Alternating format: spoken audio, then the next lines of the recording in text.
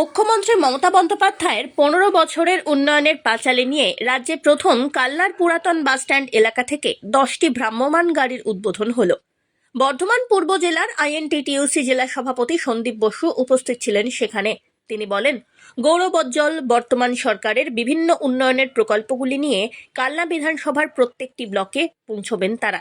সেই ভ্রাম্যমাণ উন্নয়নের 10টি পাঁচালী রথ কালনা থেকে সূচনা হলো প্রথম পর্যায়ে।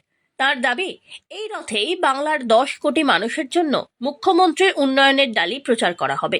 এদিন সন্দীপ বসু ছাড়াও সেখানে উপস্থিত ছিলেন কালনা শহর তৃণমূল কংগ্রেস সভাপতি সৌরভ হালদার, এছাড়াও স্থানীয় তৃণমূল নেতৃবর্গ। আপনারা জানেন যে আমাদের সরকার মামাটি মানুষের সরকার মমতা বন্দ্যোপাধ্যায়ের নেতৃত্বে আমাদের সকলের প্রিয় নেত্রী বাংলার মাননীয় মুখ্যমন্ত্রী মমতা বন্দ্যোপাধ্যায়ের নেতৃত্বে যে সরকার চলছে, সেই 15 বছরের যে গৌরবোজ্জ্বল যে 15 বছর, সেই 15 বছরের মামাটি মানুষের সরকারের পক্ষ থেকে সাধারণ মানুষের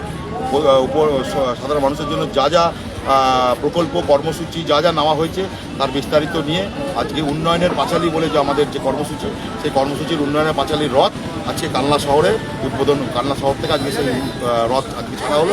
প্রতিটা বুথে বুথে সেই উন্নয়নের রথ, উন্নয়নের পাঁচালীর রথ ঘুরবে এবং মানুষের কাছে বার্তা পৌঁছানো হবে যে 15 বছরে গৌরবোজ্জ্বল যে 15 বছর, এই 15 বছর বাংলার মানুষের জন্য, আপামর 10 কোটি বাংলার মানুষের জন্য মমতা বন্দ্যোপাধ্যায় সরকার, মামাটি মানুষের সরকার, মমতা বন্দ্যোপাধ্যায়ের নেতৃত্বে কি কি কর্মসূচি, কি কি উন্নয়ন সাধারণ মানুষ পেয়েছে। Bureau report.